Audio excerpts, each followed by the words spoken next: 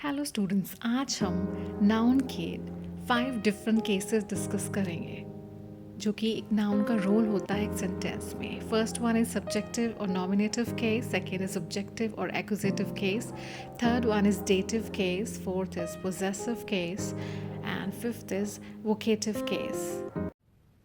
Hello students, हमने previous video में किया था सेंटेंस स्ट्रक्चर, जिसमें हमने नाउन का जो एक रोल है उसकी पोजीशन सब्जेक्ट और प्रेडिकेट के रूप में की थी।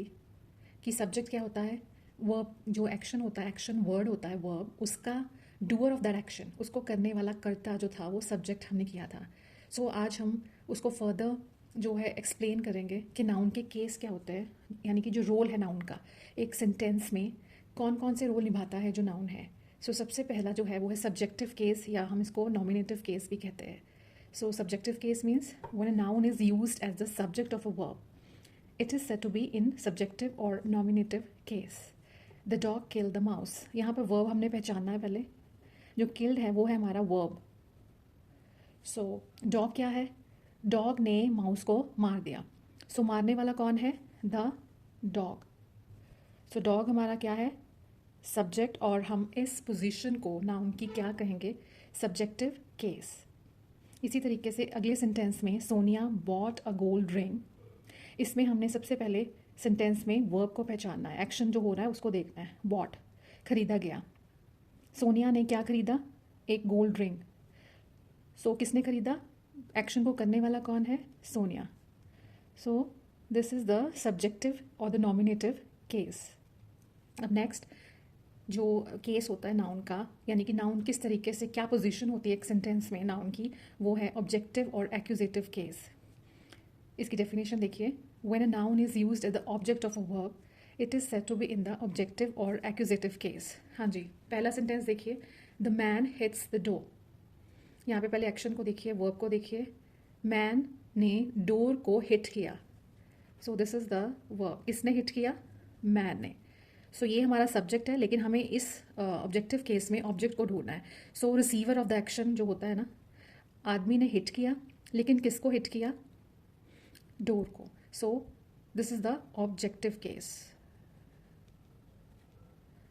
This is the doer of the action and the door is the receiver of the action. Then the next example is I baked a cake. हाँ जी, यहाँ पे जो वर्ब है, जो एक्शन हो रहा है वो है बेकिंग का ना, बेक किया गया जो केक है। So I baked a cake, I subject है हमारा, और अ केक जो है वो the receiver of the action. Bake किसको किया गया? A cake. So this is the object and the role here of the noun is objective case. हाँ जी, तो तीसरा जो केस है वो है डेटिव केस। कई बार जो वर्ब होती है ना, उसके बाद दो ऑब्जेक्ट्स आती है। एक होती है डायरेक्ट ऑब्जेक्ट और दूसरी होती है indirect object. So direct object का तो हमने अभी किया है कि वो ऑब्जेक्टिव केस होता है, जैसे कि ऊपर के एग्जांपल्स में है। लेकिन दूसरी जो ऑब्जेक्ट होती है वो इनडायरेक्ट ऑब्जेक्ट की तरह वर्क करती है, और उस केस को हम डेटिव केस कहते हैं। डेटिव केस, जैसे कि ये एग्जांपल मैंने आपको बताई थी पहले, आई बेक्ड अ केक। ठीक है, एक केक बेक किया गया। लेकिन अगर मैं इसको ऐसे बना दूं, I baked my mom a cake. So यहाँ पे बेक जो है वर्ब है, और केक जैसे मैंने आपको कहा डायरेक्ट ऑब्जेक्ट है,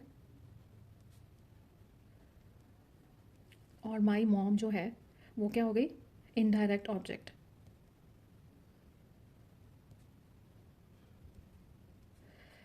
हाँ जी, अब इसकी क्या पहचान क्या है कि इनडायरेक्ट कौन सी है, डायरेक्ट कौन सी है? सो इसकी एक ही पहचान है कि वर्ब के बाद एकदम इमिजिएटली बाद जौन सी ऑब्जेक्ट आएगी ना, वो इनडायरेक्ट ऑब्जेक्ट होती है, और जो उसके बाद आती है second one, that is the direct object. जैसे कि रोड जो वर्ब है हमारी, उसके इमीडिएटली बाद जो होगी वो इनडायरेक्ट ऑब्जेक्ट होगी, और ये जो उसके बाद आएगी अ लेटर, वो हमारी डायरेक्ट ऑब्जेक्ट होगी। एक और आप कह सकते हो कि इसको ईमा करने का ढंग है कि आई बेक्ड अ केक। अगर हम डायरेक्ट ऑब्जेक्ट के बगैर हमारी वर्ब वर्क नहीं करेगी। I baked a cake, I baked a cake, ये हमारा कंप्लीट सेंस बना रहा है। लेकिन अगर मैं ऐसे कहूँ आई बेक्ड माई मॉम, तो ये जो इनडायरेक्ट ऑब्जेक्ट के साथ अगर हम वर्ब को देखेंगे ना, तो वो पूरी फुल सेंस नहीं बनाएगा sentence. I baked my mom तो वो फुल सेंस नहीं होगी। जैसे कि ही रोट हिज पेरेंट्स, हमें ऐसे लगेगा कि इसके बाद भी कुछ आएगा। लेकिन अगर हम डायरेक्ट ऑब्जेक्ट के साथ देखेंगे तो ही रोट अ लेटर, तो वो कंप्लीट सेंस होगी। सो ये